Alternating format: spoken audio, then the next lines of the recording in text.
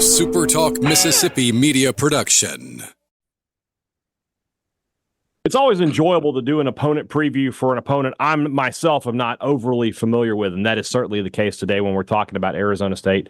Brad Denny joins us now, covers the Sun Devils for 3TV and CBS5 out there in Phoenix, and is the host of the Speak of the Devils podcast. Did you ever think about going at Shout at the Devils? A little more hard rock. When we came up with the name like 13 years ago, honestly, it was just I Googled devil phrases, and that was the first one. It kind of made sense with the podcast theme, so we rolled with it ever since. Speak of the devil is a good Southern phrase. We'll say it every now and then down here in the South.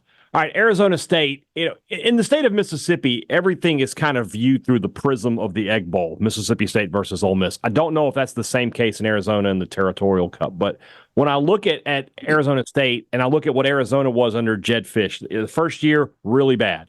Second year, they took a nice step forward. Third year, really, really good. Is that the hope of Kenny Dillingham here, that year one was really tough, but in year two, they think they can be better? As much as it pains Sun Devil fans to think about anything Wildcat related, that's a perfect blueprint, and one I think that the Sun Devils are kind of following in the footsteps of, because the Herm Edwards era left the program relatively like a smoking crater. Obviously, the NCAA sanctions, the roster was in terrible shape. And so really last year for Kenny Dillingham was kind of a year zero. And then you throw in just like pretty much unprecedented injuries along the offensive line and quarterback. Both of those position groups just completely ravaged to the point where they actually had to run like the swinging gate offense in a win against UCLA just because they didn't have enough healthy offensive linemen. Started 5 different people at quarterback last year. So just everything that could have gone wrong last year kind of did go wrong. So it's definitely kind of added to the year zero feel.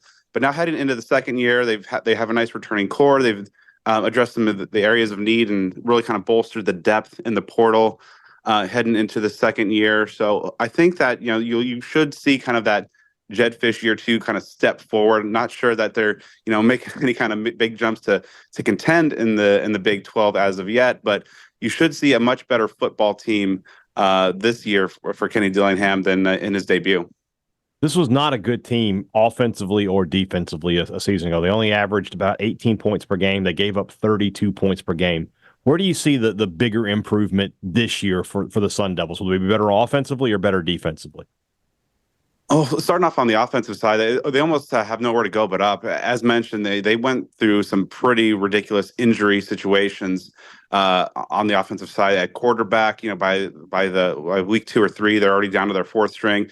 They had times where they were starting a tight end and another game at running back at quarterback, just because there were so many injuries along there. And then offensive line, they had 11 different starting combinations in 12 games. So really just kind of there's nowhere to go but up. They have bolstered the offensive line somewhat in terms of the depth. They brought in Sam Levitt from Michigan State. He just won the quarterback job. He's looked pretty good in fall camp. They have a very deep running back room that I think could potentially be pretty effective if the offensive line performs better. There's some interesting things at wide receiver. Over on the defensive side, they for about 2/3 of the season, they're actually pretty good. And then just because of the depth issues, they really got the doors blown off of them over the last 3-4 games of the season. But this is a unit that went up to Seattle to take on the Washington Huskies, didn't allow an offensive touchdown. And so there's a good core there. They've bolstered some of the front 6 of that group. So I think the defense should be pretty solid as they were for like kind of the first half last year, but the offense has nowhere to go but up. So I think you'll see the biggest improvement there, provided the offensive tackles are somewhat decent, and Sam Levitt can provide some semblance of a passing game, something that they just simply didn't have last year. Were you surprised that Levitt won that quarterback battle, or did you think Jeff Sims had a real shot there? No, I mean Sam Levitt got here in the spring, and about the last half of spring practices really took command of the job. That was one of the primary reasons that Jaden Rashada took off and transferred out of the program. Is just pretty clear that he had won the confidence of the coaching staff. Now, of course, with Rashada's departure, they needed to bring in another scholarship arm. Jeff Sims came in, and for about the first 3-4 practices, it looked like Sims might be able to give Levitt a run for his money. Both were performed pretty well, but just Levitt just kind of, after about the fifth practice or so, Levitt just continued his ascent, and Sims just really was starting to. You saw those turnover issues that really has plagued his career from Georgia Tech and then Nebraska, and so it was just a matter of when, not if, Kenny was going to make the official announcement. So. Yeah, there might be some situational packages to take advantage of Sims' mobility, but this definitely is as the team that Sam Levitt's won over. This is a team that returns its top 2 rushers from a season ago, but its top 2 receivers from a season ago both enter the transfer portal. We'll see Elijah Badger at Florida a little later this year in Starkville. So who replaces Badger and Jalen Conyers in the passing game? Who will be the top targets for Sam Levitt? So starting out at wide receiver, Jordan Tyson, who transferred to the program before last season from Colorado, is really has the looks as kind of being Sam Levitt's go-to guy. They really developed a nice rapport and chemistry in spring that's really carried over. Now, a couple of years ago, his first year at Colorado, Tyson was pretty effective. In fact, he had almost 200 total yards receiving in special teams at punt return touchdown against Arizona State. So they got a firsthand look. Last year, he was making his way back from a knee injury. He's looks to be full go and really has the potential, I think, to be an effective Big 12 receiver. Switching over to tight end, that's almost a completely different room, actually entirely different in terms of the scholarship guys. They brought in Marquise and Douglas from Florida State, Cameron Harpole from San Diego State.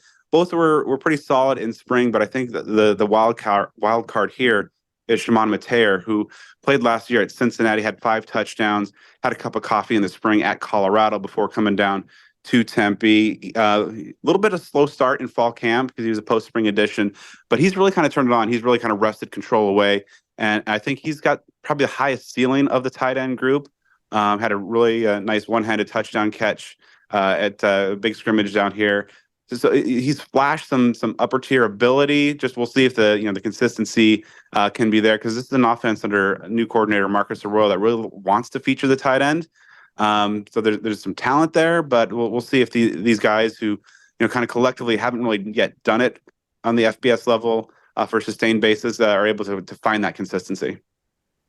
Both of these teams, Mississippi State and Arizona State, are picked towards the bottom of their respective conferences. For Mississippi State, from our perspective over here in Starkville, it really feels like this is a game where if State doesn't win, it's going to be an incredibly long season for the Bulldogs.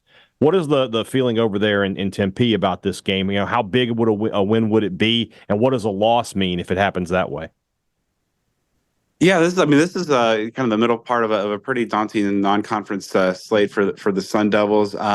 It's interesting that a lot of the fan base is really thinking that this should be a team that kind of contends for bowl, and that they need some of these non-conference wins to get there, because their Big 12 schedule is pretty brutal. There's 5 preseason ranked Big 12 teams. ASU's got them all at some point on the schedule, so they're going to need to collect some of these wins. I think that this is a game that's going to be a nice measuring stick, because an SEC team is coming to town. ASU has really kind of touted that they've increased their depth and size and just overall talent level. And so I think they start off against Wyoming, which is certainly no slouch, but I think this is going to be a real interesting measuring stick for the Devils in terms of the fan base, the staff and players, to see kind of where they are in this kind of de facto year one of the overall program rebuild. I don't necessarily think that there's too much right in terms of a win or a loss, but I think it's going to be as I mentioned, a good measuring stick to kind of figure out, all right, where are we stacked up in terms of this rebuild. They feel the talent level has risen, so this will be a good chance to see if how much credence there is to that. The most important question to wrap us up for the Bulldog fans making the trip out to Tempe: where should they eat? Oh, absolutely, the Chuck Box. It's a burger place right next to campus. It's cash only, so the heads up there. But it's one of those places that's been around for like 60 years. All around campus is brand new development and these amazing new buildings. But then there's this little like log cabin right in the middle of that, tucked away, that has been serving great burgers for decades. When my dad was a student at ASU, that's his go-to spot. And on game days, there's a big line, but it's worth the wait. It's definitely a Tempe institution. We'll have to check it out when we head out to the Valley of the Sun. Brad, Denny, thanks so much for your time, man. Really appreciate it. We'll be talking to you again in a couple of weeks when we actually are previewing this game in the regular season. So we'll talk to you in week 2, man. Appreciate you. Of course, yeah. Always great to talk ball. Thank you. A SuperTalk Mississippi Media production.